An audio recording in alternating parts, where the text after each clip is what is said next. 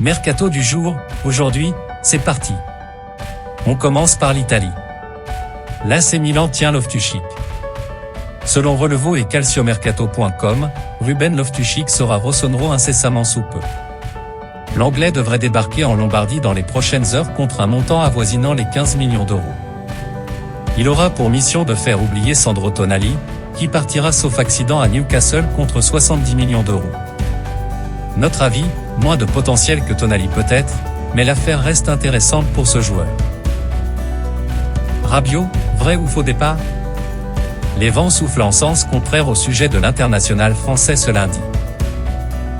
Adrien Rabiot s'éloignerait de la Juventus Turin, selon la Gazzetta dello Sport. Alors qu'il semblait prêt à accepter une prolongation d'1 an, l'international français semble s'orienter vers un départ du côté de Manchester United. En fin de contrat, l'ancien milieu du PSG aurait sur la table une proposition de bail de plusieurs années de la part des Red Devils. Toutefois, selon la Stampa et Tuttosport, le club piémontais se veut encore optimiste concernant ce dossier. L'équipe et Gianluca Di Marzio annonce aussi que le joueur est proche de prolonger, et qu'il pourrait le faire dès mercredi. La vieille dame lui proposait un salaire de 7 millions d'euros plus quelques bonus. Notre avis, le dénouement dans ce dossier est attendu pour cette semaine. La tendance voudrait malgré tout que la Juve parvienne à prolonger Rabiot. Kane préférerait le Bayern. Selon Florian Plettenberg, qui suit le club bavarois pour Sky Sport Allemagne, Harry Kane est la nouvelle cible toute privilégiée du Bayern Munich. Et le joueur aurait partagé que la Bavière reste sa destination favorite. L'opération pourrait tutoyer les 100 millions d'euros, sans les dépasser, mais le transfert s'annonce compliqué. Notre avis, rien n'est perdu pour le PSG, mais la concurrence s'intensifie. Arsenal progresse sur Timber et Havertz. Les Gunners tiennent presque leur première recrue de choix. Kai Havertz et Jurrien Timber sont tous deux annoncés très proches d'Arsenal ce lundi et pourraient signer jusqu'en 2028 dans la semaine, selon Sky Sport Allemagne et de Telegraph. Le premier transfert serait bouclé à 75 millions d'euros environ, et le second autour de 45 millions d'euros. Notre avis, Arsenal a mis le prix, mais ce sont deux recrues intelligentes. Accord Inter, à El Nasr pour Brozovic. Selon Gianluca Di Marzio, l'Inter et le club saoudien d'Al Nasr sont tombés d'accord, lundi, en début de soirée, pour l'indemnité de transfert de Marcelo Brozovic. Celle-ci va s'élever à 23 millions d'euros. Al Nasr doit encore se mettre d'accord avec le joueur. Selon la Gazzetta dello Sport, un contrat de 20 millions d'euros net par saison, pendant 3 ans, attend le Croate. En coulisses, l'Inter s'activerait pour cadenasser David Frazzi, le milieu de Sassuolo, supposé remplacer Brozovic. Notre avis, l'arrivée de Gundogan au Barça a écarté le dernier suiveur assidu du Croate en Europe. La messe semble dite. Mais Lacazette ne se laisse pas tenter. RMC Sport confirme les dires de John Textor et indique que des émissaires saoudiens ont pris la température autour d'Alexandre Lacazette, le capitaine rhodanien. Mais le buteur de l'OL aurait répondu par la négative à ses premières approches. Notre avis, s'il y a bien un joueur que l'OL ne doit pas perdre, c'est Lacazette. Manchester City attend Kovacic. Manchester City a été contraint d'accélérer les débats, après avoir laissé son capitaine İlkay Gundogan s'envoler pour Barcelone. Les Citizens seraient à 2 doigts d'annoncer la signature de Matteo Kovacic, avec qui tout serait conclu, selon le sérieux Gianluca Di Marzio, Sky Italia. Le Croate serait le remplaçant tout trouvé de l'Allemand. Notre avis, pour 30 millions de livres, somme modique en Angleterre, City s'offrirait un joueur de grande qualité. Et espère Gvardiol. Dans le même temps, le vainqueur de la Ligue des Champions avance dans le dossier Josko Gvardiol, selon Sky Sport Allemagne, une offre de 90 millions d'euros a été transmise à Leipzig pour le jeune arrière croate. Mais le RBL pourrait se montrer gourmand. Notre avis, Leipzig a raison de faire monter la température, City ne va pas lâcher sa cible. Onana vers United, Lloris a sa place à l'Inter. Manchester United continue de travailler sur le dossier André Onana. Selon la Gazzetta dello Sport, l'Inter Milan attend une offre de 50 millions d'euros pour son portier, qui pourrait partir uniquement à cette condition. Pour le remplacer, le club lombard viserait Keylor Navas, PSG, et Hugo Lloris, Tottenham. Notre avis, le départ d'Onana serait un coup dur pour l'Inter, notamment après sa première saison plus que convaincante. Pour Lloris, ce rebond serait inespéré. Le Napoli veut convaincre Osimhen. Alors qu'il est courtisé par de nombreuses écuries, dont le PSG, Victor Osimhen pourrait finalement prolonger avec le Napoli. Le club champion d'Italie souhaite le convaincre en lui offrant un salaire de 6 millions d'euros plus bonus, contre 4,5 actuellement, et la garantie d'une équipe compétitive. Des négociations seraient en cours. Notre avis, si aucun club ne pose plus de 150 millions sur la table, Osimhen restera à Naples. Prolongation ou non. Weah proche de la Juventus. Entre Timothy Weah et la Juventus de Turin, le mariage est proche. Un accord existe entre les deux parties, et ne reste plus que quelques détails en travers de la signature du contrat, selon la presse italienne et Fabrizio Romano. L'officialisation pourrait survenir dans la semaine. Notre avis, un bon joueur au potentiel certain, mais apportera-t-il suffisamment pour faire oublier Angel Di Maria? Pas sûr.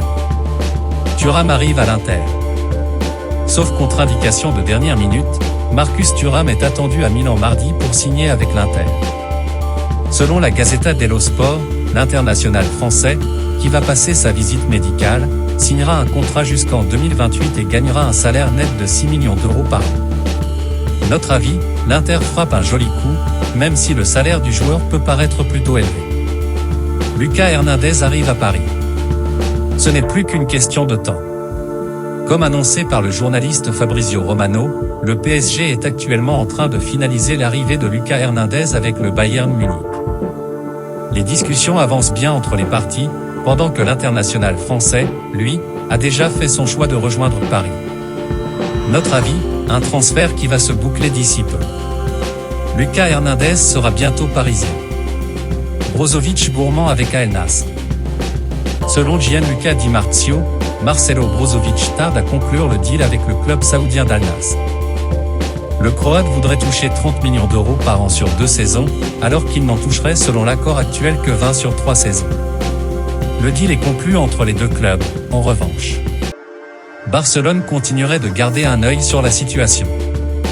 Notre avis, l'intérêt de Barcelone et de Xavi aurait finalement une chance de faire capoter le deal. Kondogbia proche de Marseille. Selon Fabrizio Romano, Geoffrey Kondogbia serait très proche de l'OM. Un contrat de 3 ans plus une en option serait en cours de négociation, et le montant du transfert devrait avoisiner 7 millions d'euros. Quelques détails restent à clarifier. Notre avis, ce serait une belle recrue à un prix raisonnable, idéal pour lancer le mercato de l'OM. Après Lloris, Tottenham tient son nouveau gardien.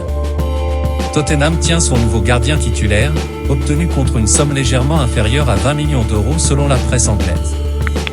Les Spurs ont officialisé l'arrivée de Guglielmo Vicario de l'Empoli, jusqu'en 2028.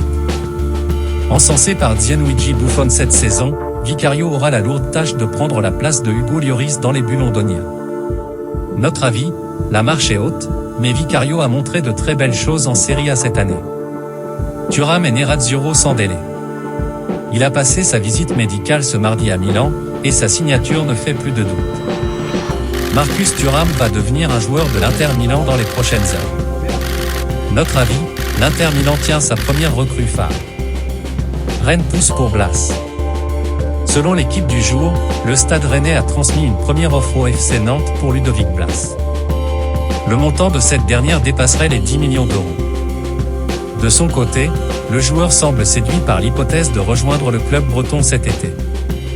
Notre avis, Nantes attend probablement une offre supérieure pour se séparer de Blas, mais les négociations pourraient aboutir. Et se prépare à batailler pour Doku. Courtisé par plusieurs clubs de Premier League, dont Liverpool, Jérémy Doku pourrait quitter la Bretagne cet été. Le Stade Rennais espérerait en tirer 40 millions d'euros. Notre avis, le Belge peut rapporter une belle somme à Rennes. Lens travaille sur plusieurs milieux de terrain. Foot Mercato rapporte que le RC Lens, qui pourrait voir partir Seko Fofana en Arabie Saoudite, travaille sur plusieurs pistes au milieu de terrain. Après avoir recruté Stein Spearing, les Artésiens pensent notamment à Habib Diarra, la révélation strasbourgeoise. Leur première offre de 11 millions d'euros aurait été refusée. Denis Zakaria, de Chelsea, et Andy Diouf, du FC Bâle, sont aussi des pistes suivies par les 100 et or. Un accord verbal serait conclu avec le club du dernier cité. Notre avis, Lens travaille bien. Mais cela sera-t-il suffisant, si le club perd toutes ses pointures? Naples et Garcia pensent à tout ça. Rudy Garcia est le nouvel entraîneur de Naples. Et il pourrait bien offrir une porte de sortie dorée à Lucas Toussaint, qu'il a connu à l'OL. Selon Sky Sport Allemagne, un échange avec Diego Dem serait à l'étude pour le joueur du Hertha Berlin, relégué cette saison en Bundesliga. 2. Rien n'est encore engagé cependant. Notre avis, le rebond serait extraordinaire pour Toussaint. Can vers une prolongation. Selon Sky Sport Allemagne, Emre Can et le Borussia Dortmund devraient trouver un accord pour renouveler leur contrat, qui court jusqu'en 2024. Les négociations sont en cours.